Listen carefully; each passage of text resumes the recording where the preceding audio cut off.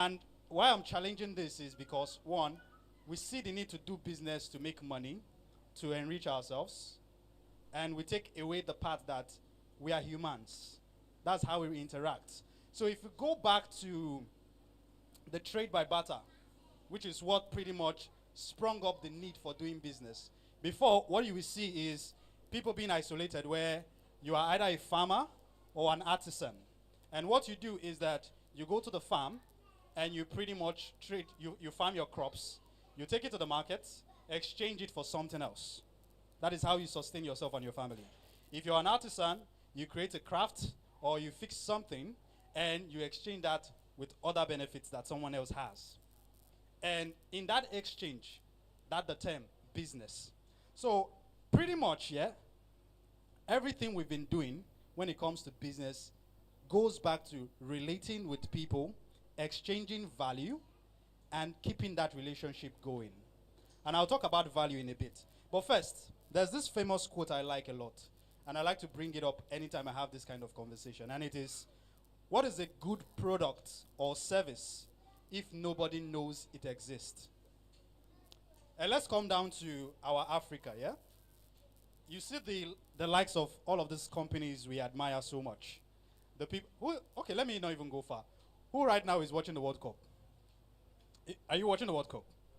All right. So yesterday, yeah, I missed the match, but I'm happy about the results. Argentina beat Switzerland, right? Now we have France playing with Spain in a couple of days, and also do we have Argentina playing with yeah. So if you want to check most of the teams, and even the U.S. team that played recently, you will notice that there are a lot of Africans in those teams. If you check the France team right now that is really playing good football, it's a lot of Africans. So that brings you to sit down with the conversation of, is Africa really a third world continent? Or we don't just have the exposure that the first world has?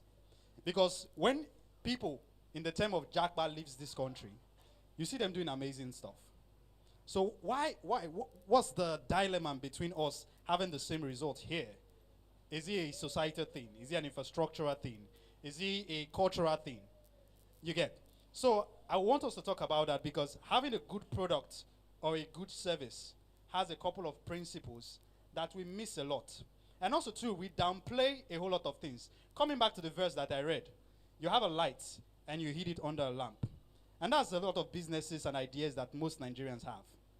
We're scared that if we push it out there, the world will push it back to us and not accept it. So you've pretty much had that business idea that you know that is world class, and then you make it local.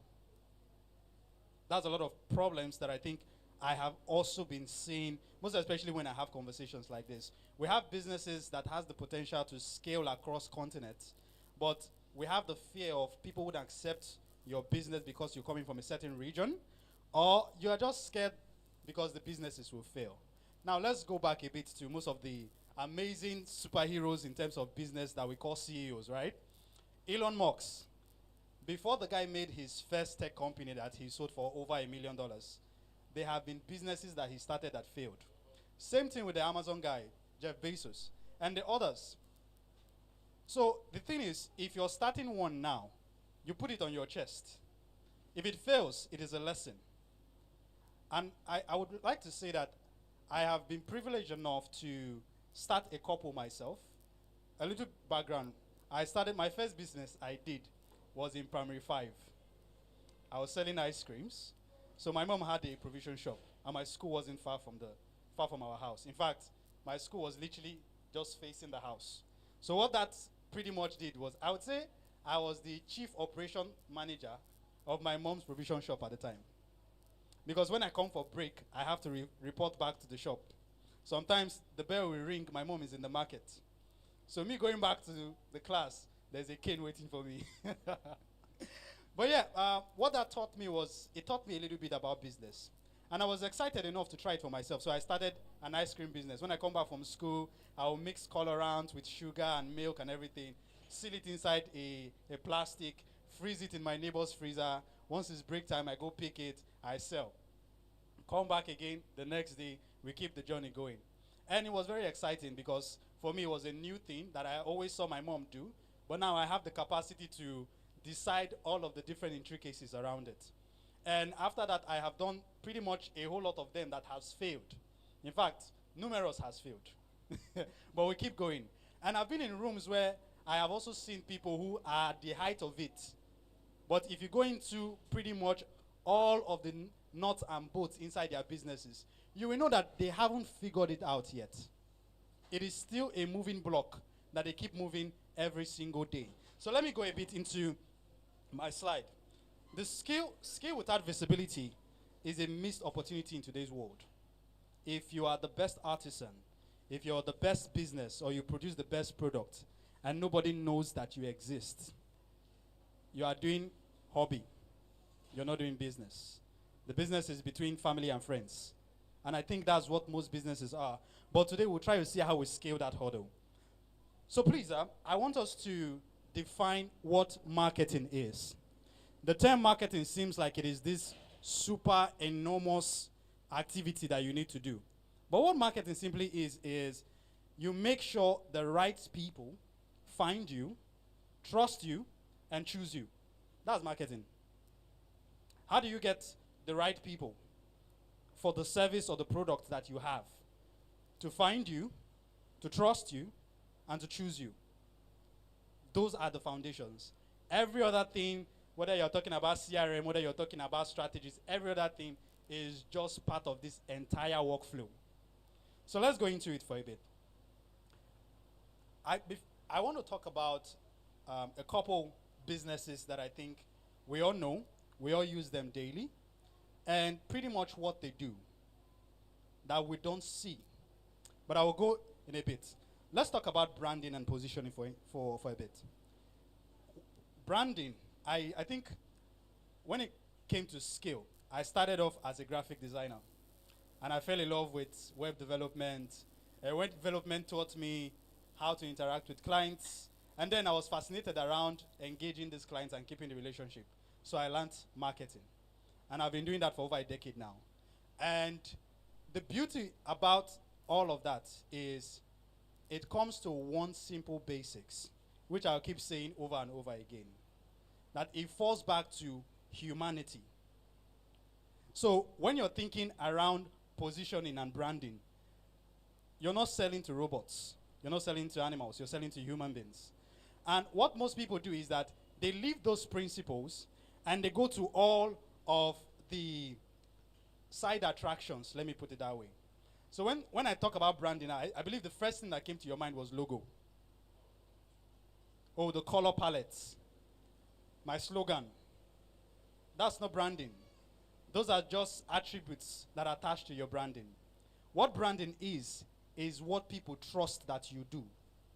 If I speak a word now or a business name, something will come to your mind. Coca-Cola. You're thinking of a refreshing drink. In fact, some of you are even hearing the pop. That chuk chuk chuk chuk chuk chuk chuk.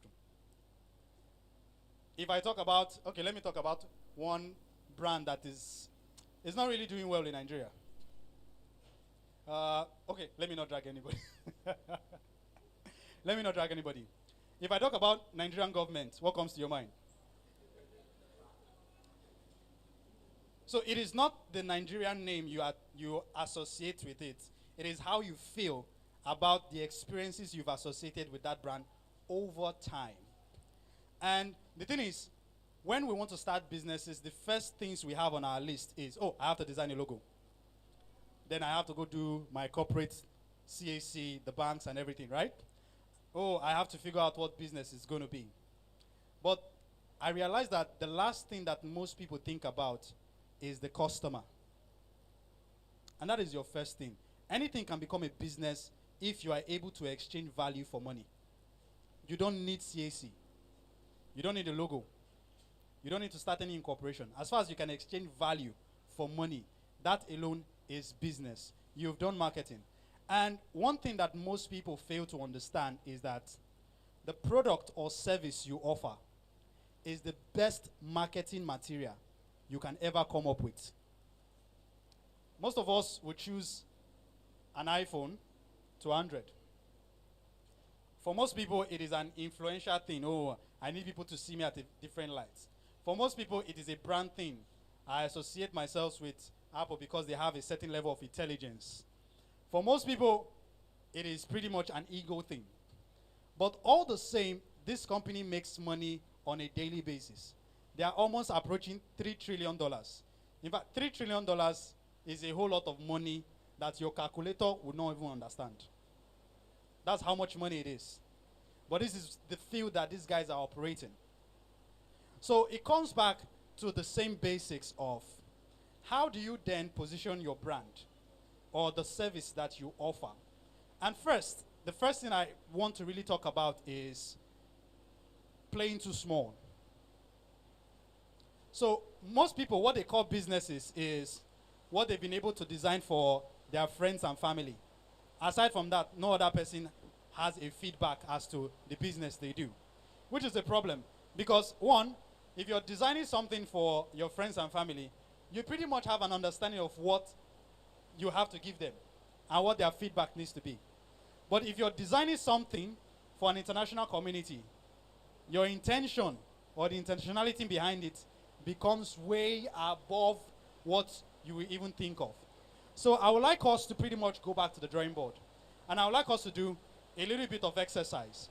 And today, like I said, I want it to be a conversation, heart-to-heart conversation.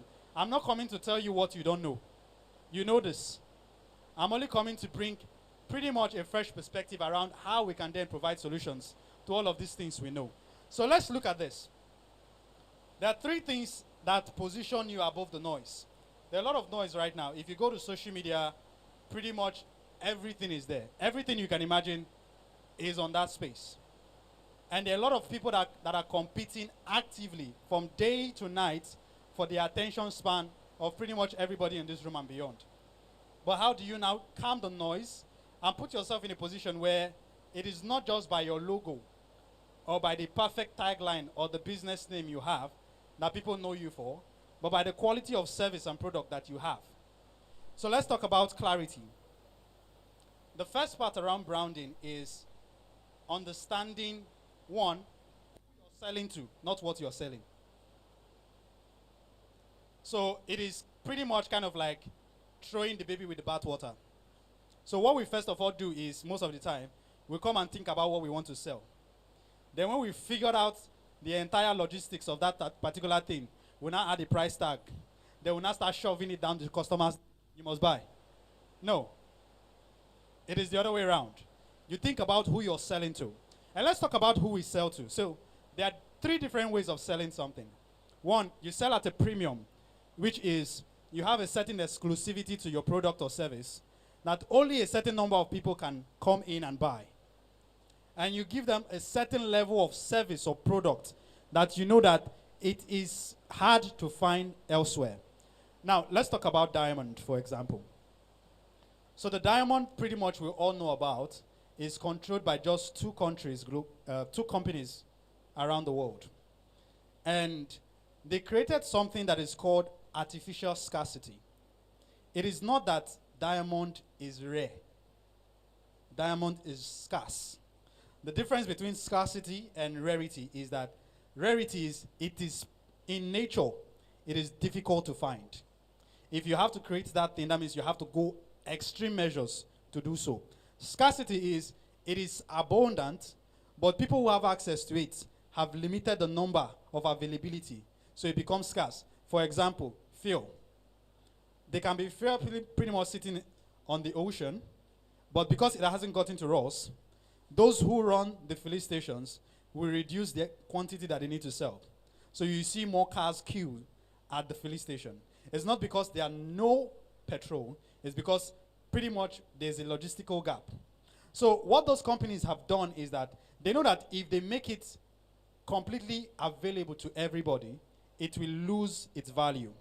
So the diamond is pretty much the same as the stones. Those white stones you probably might see, those small rocks. It is that simple. But because it's so scarce, they've created this kind of affiliation to it where if you own a diamond, in fact, you feel like you've attained a certain level of humanity. You see, so most people propose with diamond stones. and the engagement becomes something of wild gossip. In fact, the love trickles. You get. So the reason for that is because they've pretty much associated a level of premium to that particular stone. It is just the same as what you can find outside. But because it is scarce and they've loaded a whole lot of marketing and they've kind of like associated it with a lot of top individuals. So you see people who wear diamonds are people you kind of like have a certain level of attainership. Oh, I want to be like this person someday. I want to have that certain level of wealth. So they push those particular brands to them.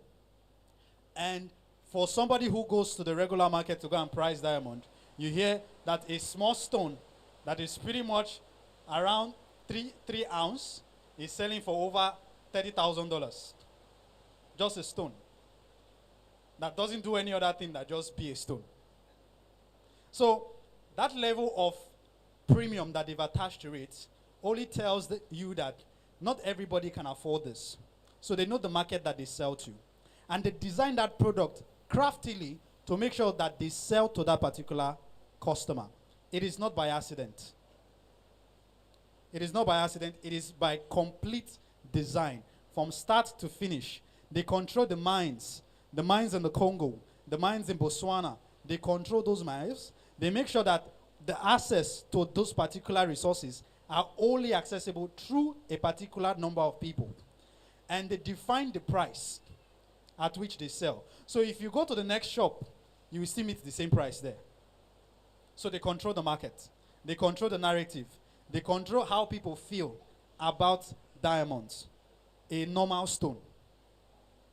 And lately, what most people have been doing to kind of like counter that is they've been developing what they call lab-grown diamonds.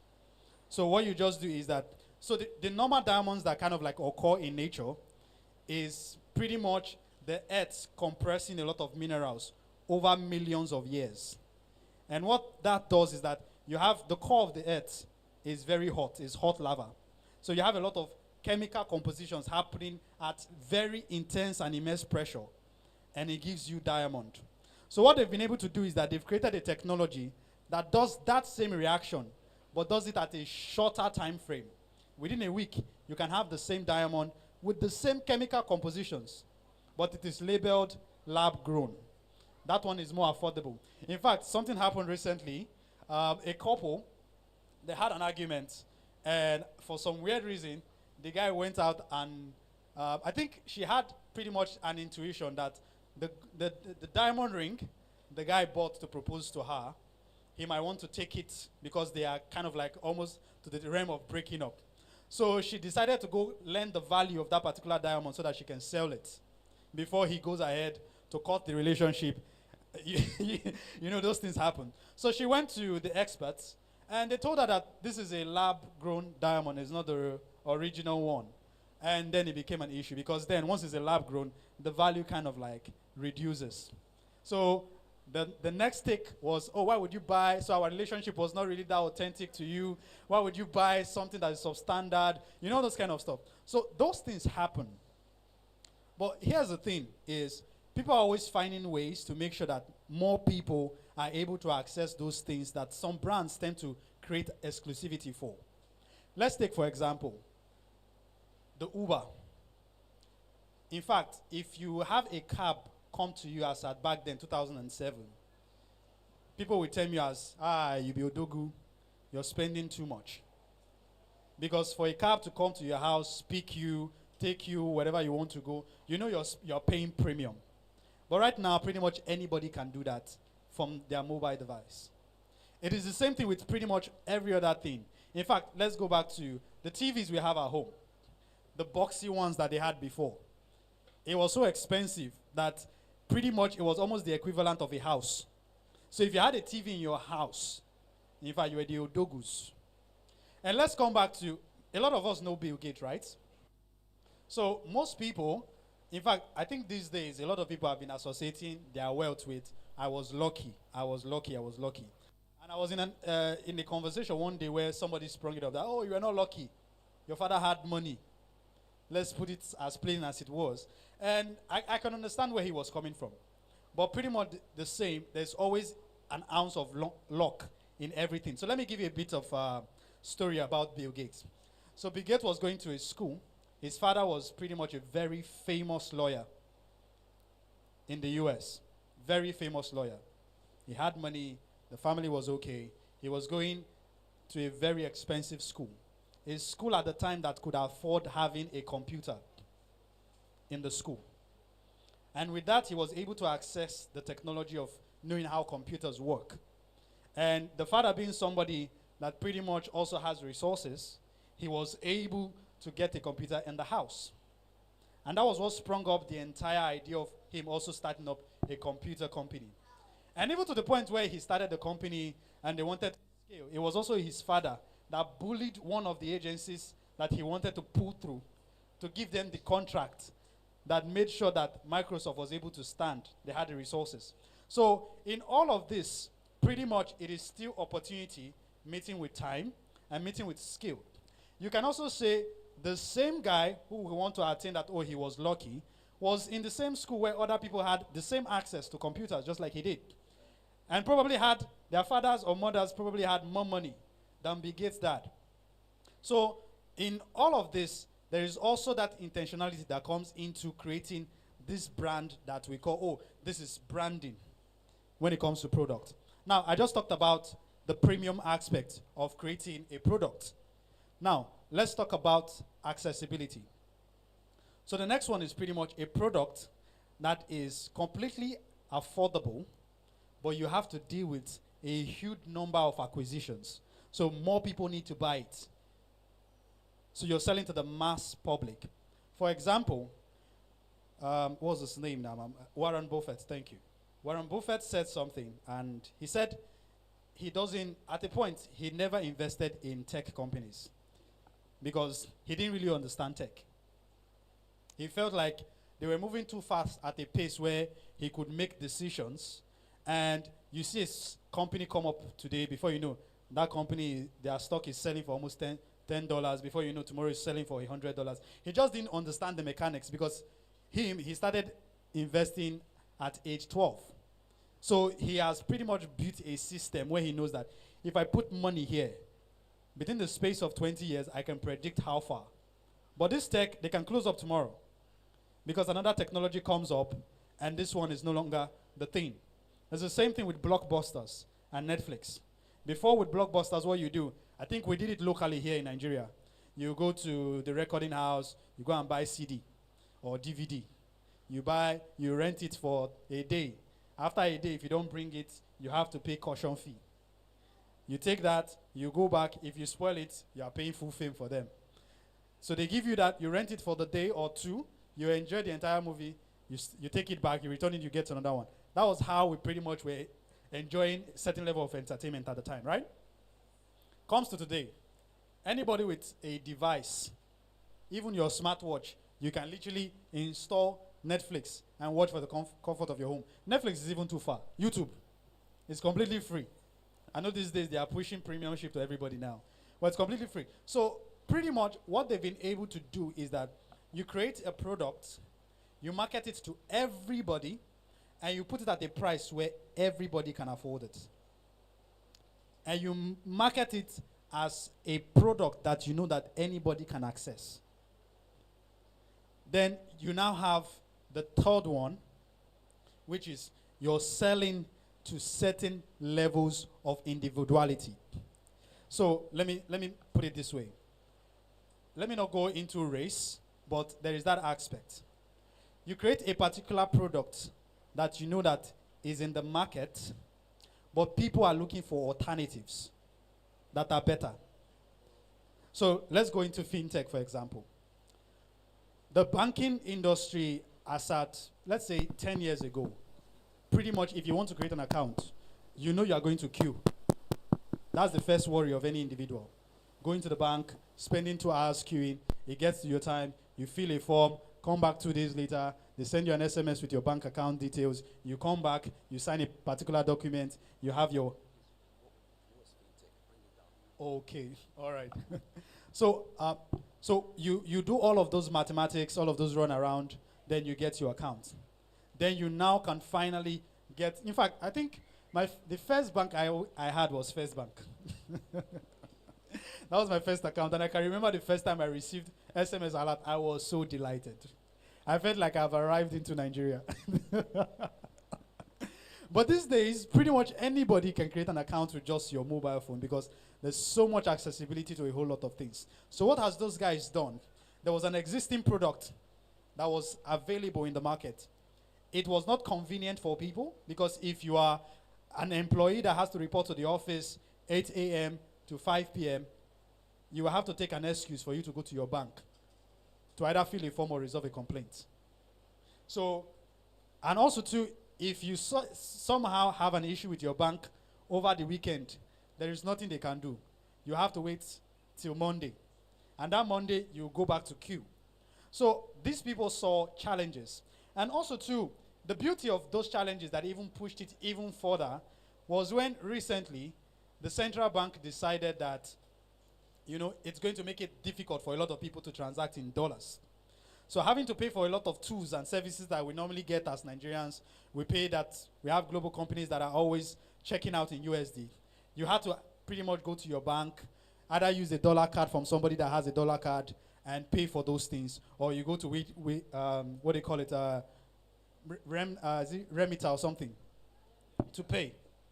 But also too, that was at a huge discomfort because not a lot of people can afford a USD account. They will tell you you have to fund it with $1,000. Not a lot of people have $1,000 sitting around.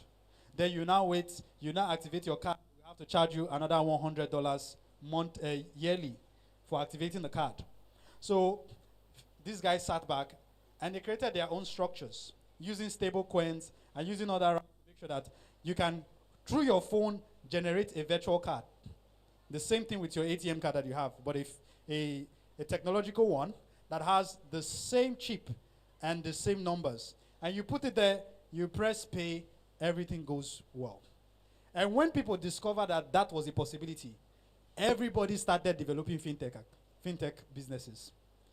In fact, I think if you talk to 5 people who owns business, I can tell you one person is developing a financial technology solution. At a point, that was like 5 years ago. But now that is scaling down because, one, it has gotten to the point again where the product that came in to disrupt an existing one is also now at a point having its own disruption. So the new technologies that we'll be talking about in the next 5 years is not going to be fintech. It's going to be something completely different because technology changes. So you design a particular product that you know is going to be a challenger to an existing market, and you sell it, and you get market adoption. So those are 3 types of ways you can actually develop a product or a service. So let's apply this to reality. Let's start with the premium.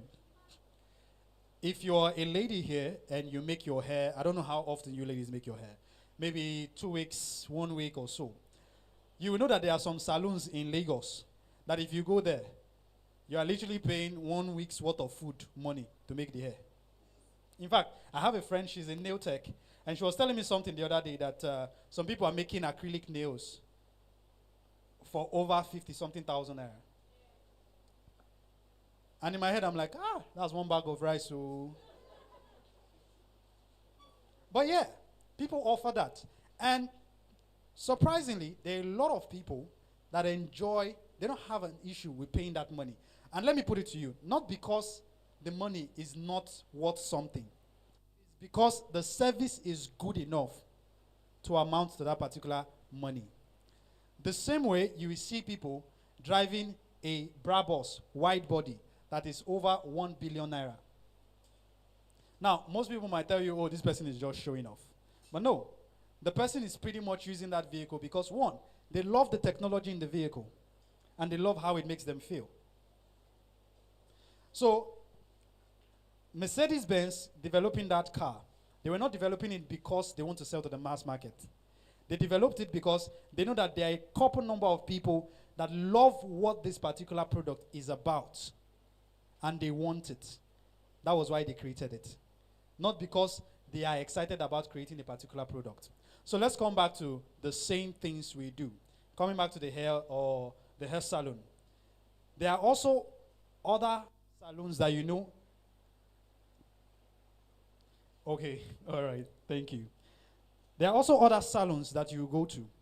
In fact, if you go there, you know that me, I will get the best deal in this salon.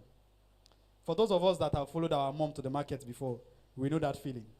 Where she will call an amount, even you will shock. I said this yam is 115. No be 400 naira. You get. So all of those things, and it is not because that particular service you're getting there is of low quality.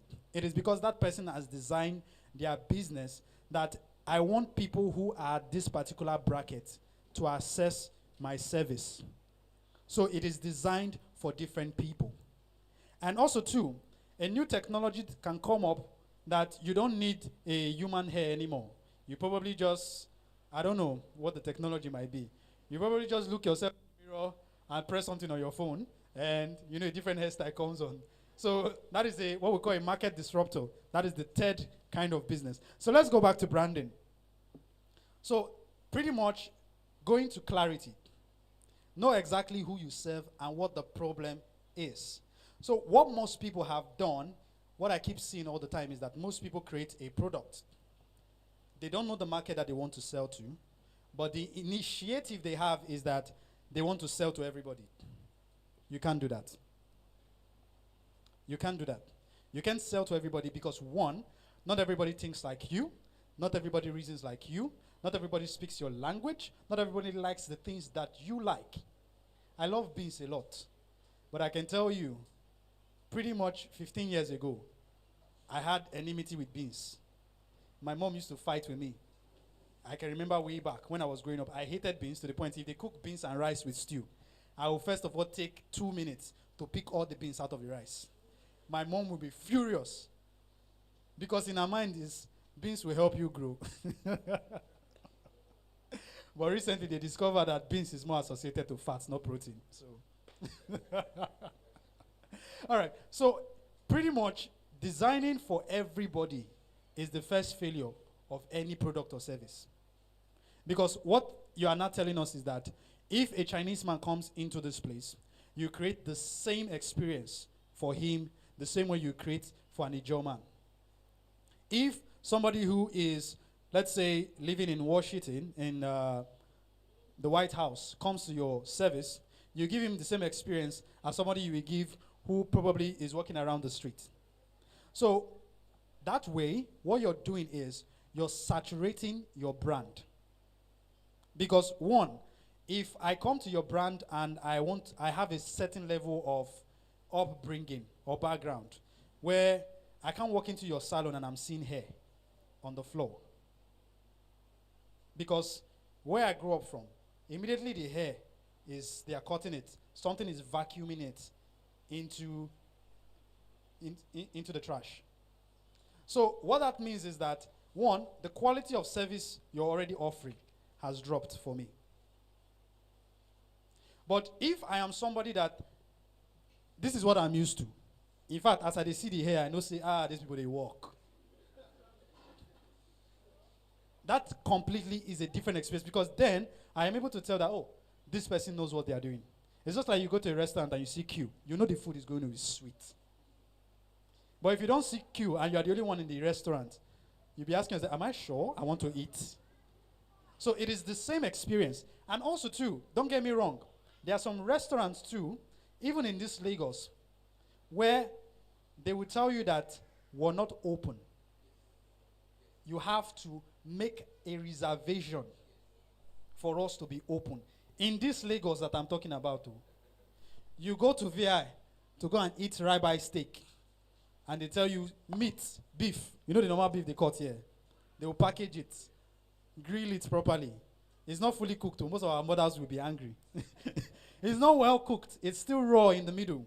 Then they add a glazed sauce on it.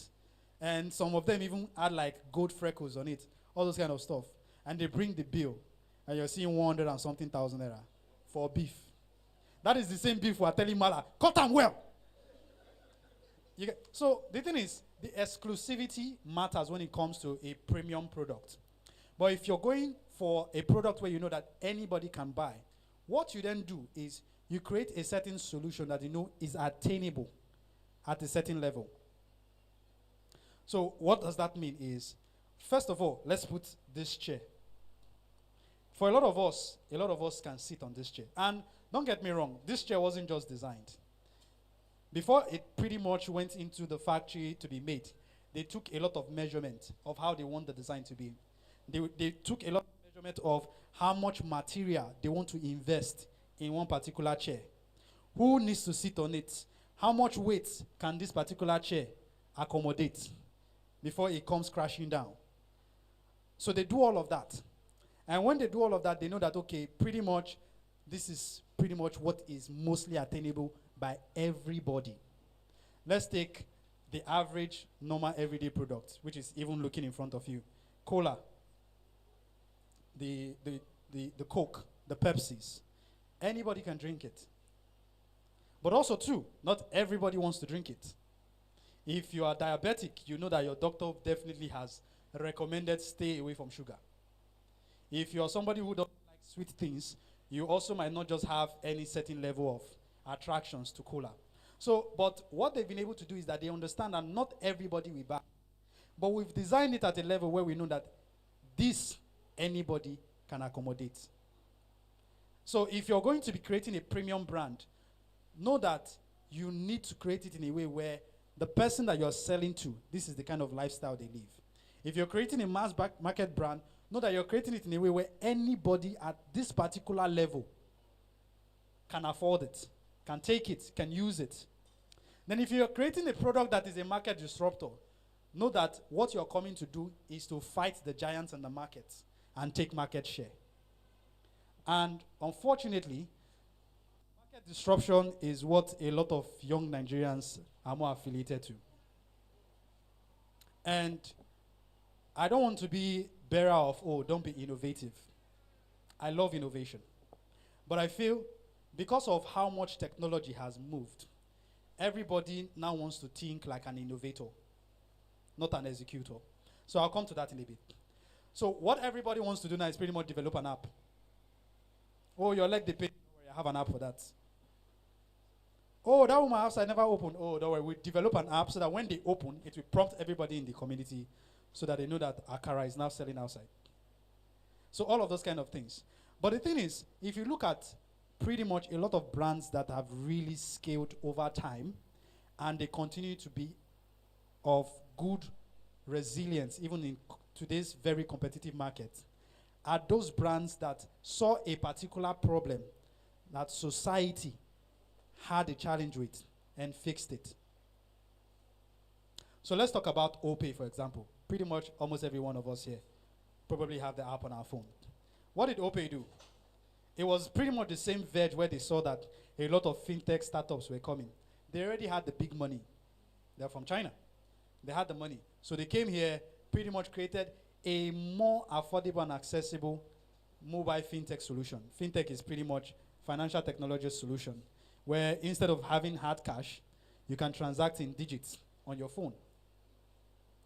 They created it and they mass marketed it. The marketing they did, they went to even the market woman who was selling tomatoes in the market and told her that, see, this is our POS. Use it. You don't have to pay. Just use it and collect money from those who want to do transfer. They went ahead to a lot of young people who probably might go out, or you're trying to pay Uber, and you know that if you pay, before the person will receive the alert, you first of all wait in the car first for like 5 minutes. Oh, you don't receive them? No, not yet. Oh, you don't receive? Okay, Mark, collect your number. Then 5 minutes later, bros, I never see the alert. All of those kind of stuff. So they knew that those were the challenges. And what did they do? They pretty much created an interchange mechanism in the same technology where, first of all, the way financial technology works is if I send money to you now, your bank hasn't received it, but it will show that the money has gone. So they have an interchange. It's the same thing for most of us that use MasterCard. You use your ATM card, MasterCard, Visa. What they simply do is they interchange currency. So if I pay with Naira, they will take it, change it to USD, and settle the other bank that the money is going to. That's what they are doing. And those people manages billions of transactions every single day. So if they charge you 2 naira from one person, multiply that by a billion. That's how much money they have. How much money they have. So we created our own local one, InterSwitch. You know InterSwitch? That has the Verve card. That's the same thing they do. And also the central bank also creates a solution where they monitor the different transactions and they send to bank-to-bank settlements. That's what they do. So if I send transfer to you now, it will take maybe 2 days for your bank to reconcile. But you've received the money. It's showing 5,000 naira added to your balance. But that hasn't happened yet. But digitally, it has happened. So what OPay did was that, okay, we know that we are going to settle this thing in pretty much a couple of hours. But we can't keep the customer waiting. So what we'll do is we'll reflect the debits as already pending. Then we'll settle the customer. Then we'll go and reconcile later. So everybody goes on their way. I believe for most people who probably went to a restaurant to go and eat, and you did transfer, and like, bros, we never see your money, or you go, wait, oh. You're not thinking, will I wash plates? So all of those things. So when Nigerians notice that this is a possibility, a lot of them left local banks. I went to fintech because they know I don't have to go through the uncertainty of if I send this money, will you receive it? Once I transfer it to you, boom, you've got a notification. Your bank settles you later. So that's pretty much what they did. And when other individuals locally noticed that was a possibility, you had Money Points come up. You had other fintech banks come up too. And right now, that is the normal thing. Making life easy for everybody. The Money Point we're talking about, they're a unicorn. They're over $1 billion in terms of valuation as a company. And they're helping us compete. The other day, they've been trying to see how they can enter other African markets, and even in the UK too, which is great because it proves that Nigerians are very resilient and also too are very concerned about global quality attainance. So thinking too small is yesterday's thinking. Thinking for the world is today's thinking. So in your akara, you are frying. How do you distribute? Where people can go into Blanco and buy akara fresh. Not just come and mix. If you're selling stick sweets, how do you distribute? So pretty much the main thing, in fact, I would say marketing is no longer marketing anymore. Marketing is now distribution. That's it. How can you take one thing, take it across the entire planet, and get people to enjoy it? That's why I will also go back to knowing that, one, the product or service you're creating is for people.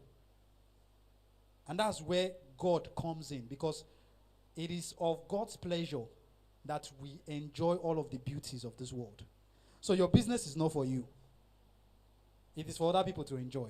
So if you're going to be focused on branding, understand that, one, what I am doing here is creating something that will fix a problem or provide an alternative for someone else. So in that period where you're thinking about your business, it is no longer about the logo or the color. It is now about the quality of product and the quality of service. And those things are what scales global brand. Your market might be successful here in Nigeria, but try and leave the shores first. You realize that all the things that you've skimmed through, you can't do it abroad. If some people, let me not put shades on restaurants in Nigeria, but when it comes to cleanliness in terms of maintaining the cook space, it is not a culture we have yet put in order. In the US, if an inspector walks into your kitchen and they see a cockroach feather, not the cockroach itself, just the feather, they will shut down your restaurant for 2 months. It's not a beg. They will shut it down, collect key, go open it, they will give you a fine of $100,000. So what that helps people do is understand that it is not it's not a guesswork. You now know that cleanliness in the kitchen is a high priority and a high standard, because you don't want a situation where somebody gets food poisoning because they ate your efforiro. So all of those things we tend to skip through locally here. You realize that as you are not thinking as a global brand, you start putting all of those infrastructures here. Because why? You're going to take your business abroad. And when you take it there, you've already figured it out. So in a nutshell, when it comes to branding, please, the thinking of your streets, let's stop that. Let's start thinking for the world and look at what people who are at that space, what they are doing. Because that really helps a whole lot. And that is where a lot of people are right now. In fact, I think there are a lot of people, let me even put it this way. How many of us has a phone here that is made in Nigeria? Okay, by show of hands, say you have a 100 million naira now. How many of us here, we buy Innoson motor car? Okay, thank you. Thank you. But I would like to know why though. I'm not against Innoson, but I would like to know why. Okay. So why would you have 100 million debited in your account, you're looking for a car to buy, and Innoson is on your list? Why? Simply my way.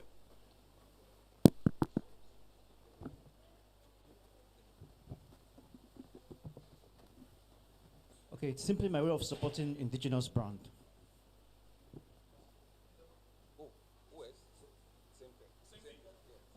Awesome. Which is really, really lovely. Really, really lovely. But I can tell you, a lot of Nigerians would buy Benz. And now, it's not because they don't want to support Innoson, but because, one, they don't want a situation where they will drive past Lekki flood and the car will break down. And do you know the association they will take to that? It's not because they pass flood, though. They will associate that, oh, na Nigeria car now, the quality. So what tells that particular individual is that these European brands that right now, they are even taking a beating because China has taken the market when it comes to vehicles, cars, everything. They've disrupted both the pricing, both the technology. They can get a car done as fast as anybody and at high speed and at great mass.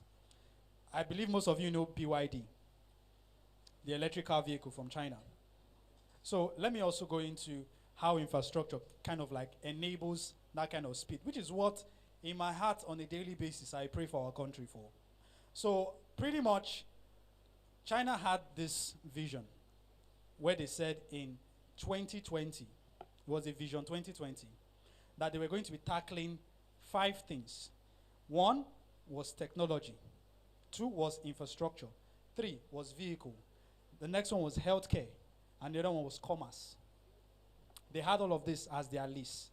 And what they did was that the government distributed a whole lot of funds in forms of grants and access to tools and resources and gave it to all of these people. First, they understood that the competition they had in the market was not those in China. It was not a local brand in China competing with another local brand. The competitor they had in the market was competing with Tesla, Elon Musk's company. They were competing with Volvo, Volkswagen, Mercedes-Benz, Audi, Ford, all of those. So understanding that the game you are playing is not local. You're playing a global game. What that does for you is that you now start thinking more than your competitor.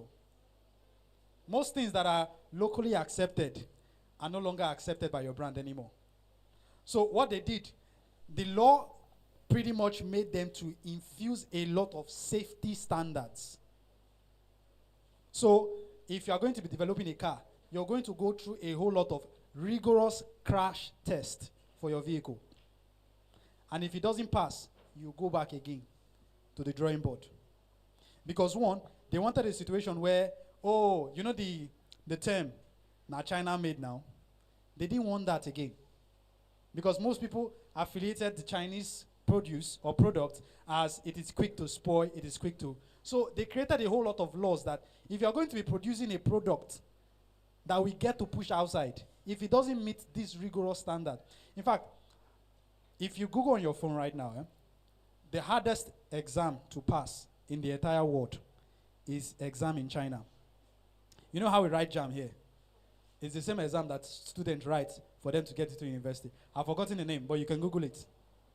It is the hardest exam. Like people, they don't sleep for weeks. Have you ever written an exam where people are fainting? There's ambulance.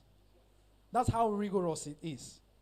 And it is written by over 350 something million students each year. So when people are preparing, they are preparing 7 months advance for one particular exam. So they've created these particular policies where if you don't attain the best quality of your product, you are not going anywhere. And I'm really hoping that as a country, we start to take that into cognizance because it's going to help a whole lot of things. There are some things that you won't even see, not because that, it's just because the law doesn't accept it anymore. It's not a norm. So what did these guys do? They went ahead, they created grants for a lot of people who wanted to start. Yeah, okay. Funny enough, I have just been telling stories since I still have my slides. Let me quickly run through. So what they did was that they created a grant for a lot of businesses who want to start going into car companies. The BYD, which is Build Your Dreams, that's the name of their brand. They were not a car company 15 years ago. What they were doing was sell batteries. They were selling batteries so well, they decided that, you know what, since we are evolving into the phase where we can do electric cars need batteries. So we move in. So what did they do? They moved in. They did their first car. It was a hit. What did they do? Let's expand. Instead of us buying different parts from different companies, what we'll do is that we'll create the entire value chain, we'll own it, we'll define the terms, we'll create the standard. So if you check your cars, most of the components in your cars are not from the Mercedes-Benz. Some of them are from different companies that specialize in creating those parts. So they have agreements. It's just like your iPhone, for example. Your iPhone, the screen you are looking at, is made by Samsung. Yes. Samsung makes more money selling iPhone screens than they make selling their own phone. Google it. Yeah. The same screen you look at for your LG is also made by another company, not LG. What they do is that they compile everything. They have the design of the technology, they ship it out to their manufacturers, they build it, put everything together, they ship. It's the same thing. Even the Tesla we're talking about, most of the tools inside is also the same thing. So pretty much, they created that environment to enable that, they can have all of these things. They created their own shipping ports. They created their own shipping vessel.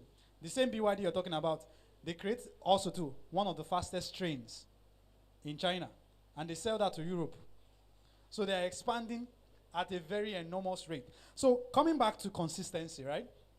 Once you've created clarity, if you've created clarity on who you know you are going to be selling to, the main thing, which is what I'm going to beg everybody here for, is consistency.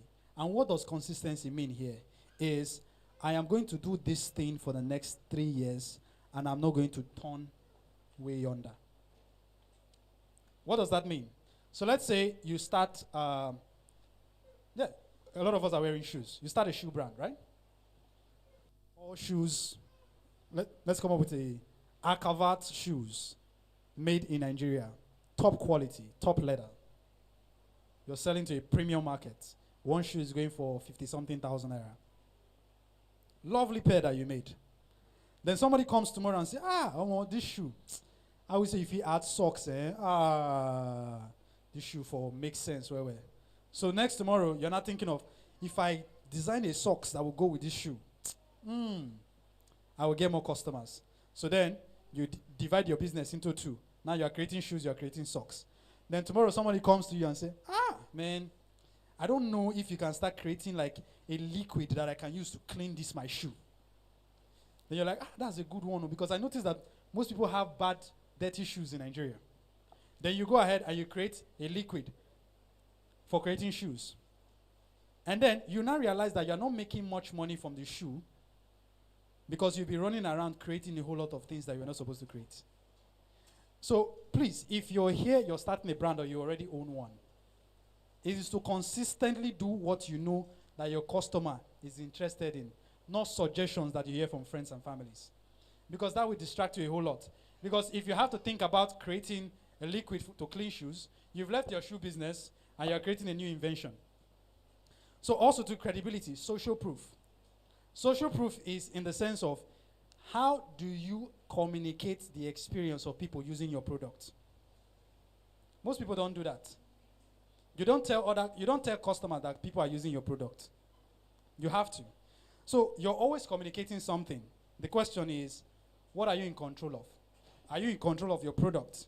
Are you in control of the narrative around your product? Are you in control of the experience that your customers use on your product? So the next one is content and visibility. So I'll just try and run through because I know we're already first in time. Content.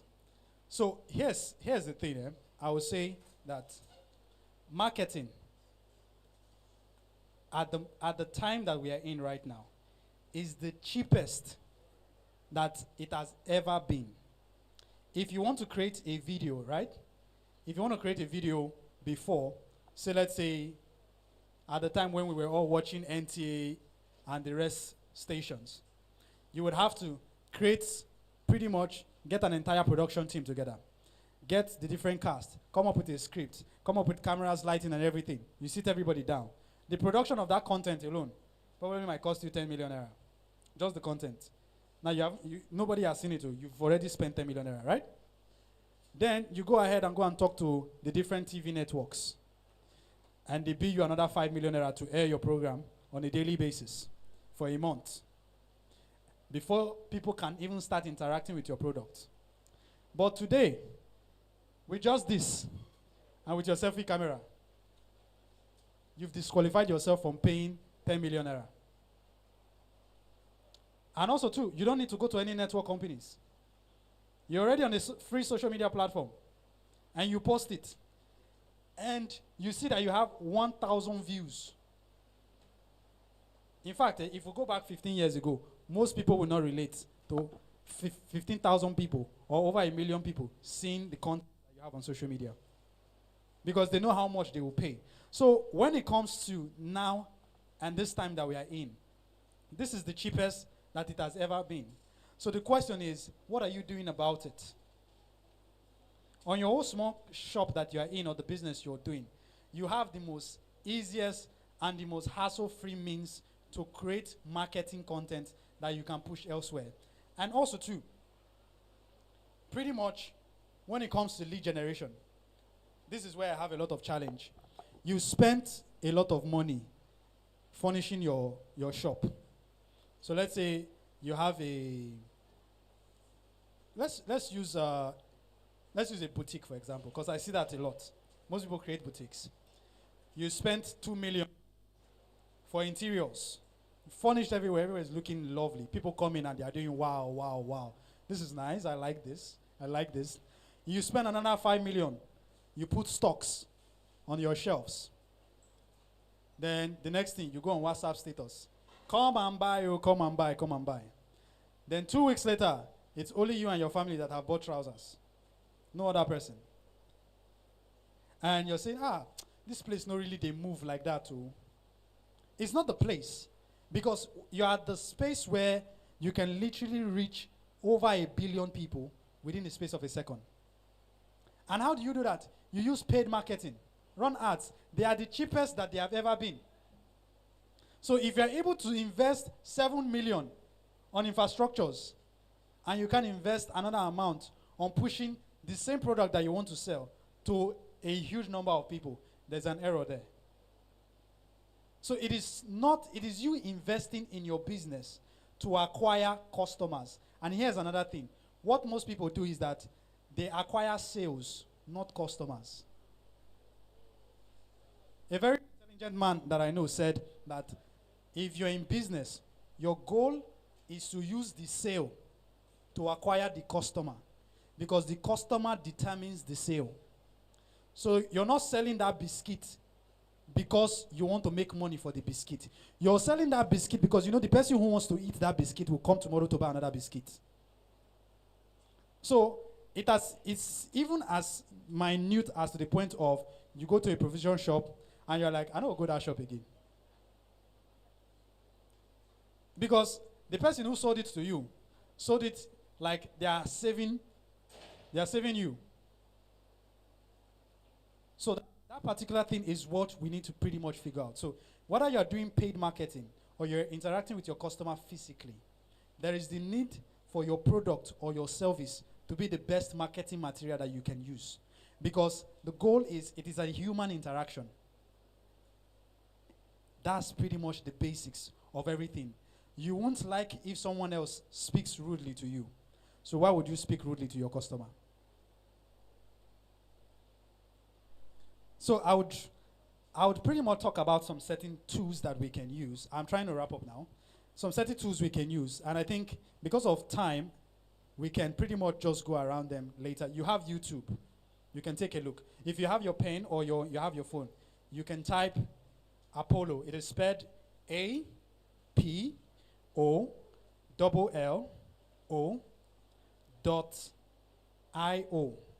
So what this platform is, it's a database where if you're somebody, you offer a service here where you have to network with people, you have to get leads and all of those stuff. You have to interact with people.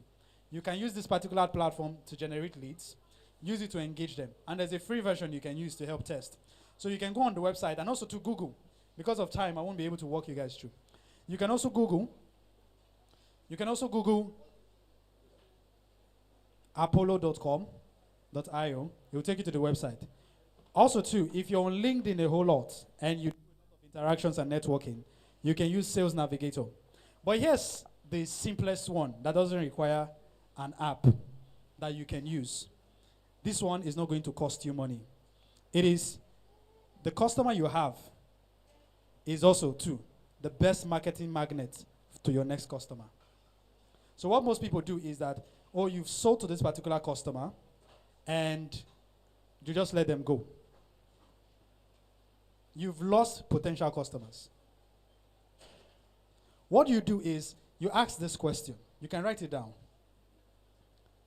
You've enjoyed the service or product so far. I know you have good taste. And I know that you associate yourself with people who have just as a good taste as you do. I would really love to talk to those people. Can you help me with their contact? So now I have come to your salon. You've made my hair. I'm going. Bye-bye. Don't transfer amo. What you do is that particular person who you made their hair is going to somewhere where people will see them. This hair fine. Oh, who be your hairdresser now? Oh, now one get like this. Yeah. All right. Oh, now one get like this. And that's how the conversation dies. But if you're able to collect that person's information and say, I know that your friends will like this hair. Help me with their contact. Let me call them. Now, that person can give you 3 more people. What you have? 3 potential customers. You call 3, 2 comes, or 1 come.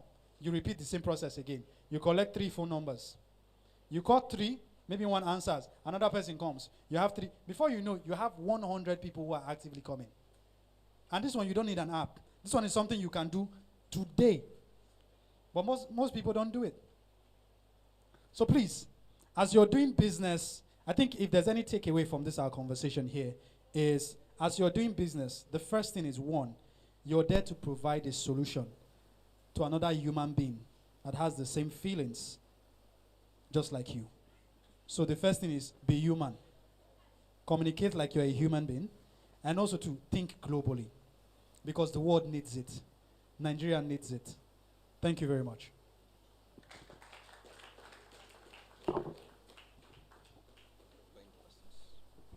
Question, but let's invite our pastor to also give his words. Okay. Thank you very much, my brother. What will happen is that we may likely invite you again, but not on a Sunday. The reason is there is what we call the law of diminishing return. A lot of people have stayed since 7:30, and they've been here, so you can see that. So what will we do? Maybe on a Saturday, okay, we do another program that will bring you on board. As if I knew what is going to happen today. For those workers that were here in the morning, it was the same line, of discussion. We need to start doing things differently. By the grace of God, for those of you that know me, I always tell you set up businesses. Some will fail, but some will survive. When you go to China, which is a place I go twice every year, you know, you're talking about BYD. When he was talking about BYD, I was smiling because I've actually signed a contract with them to represent them in Nigeria before, when they gave Tesla a fight. Today in Europe, BYD challenges, you know, Tesla a lot. In China, they are number one when you talk about the electric cars. In Nigeria today, now they're already here. I think the person beat me to it because of fund.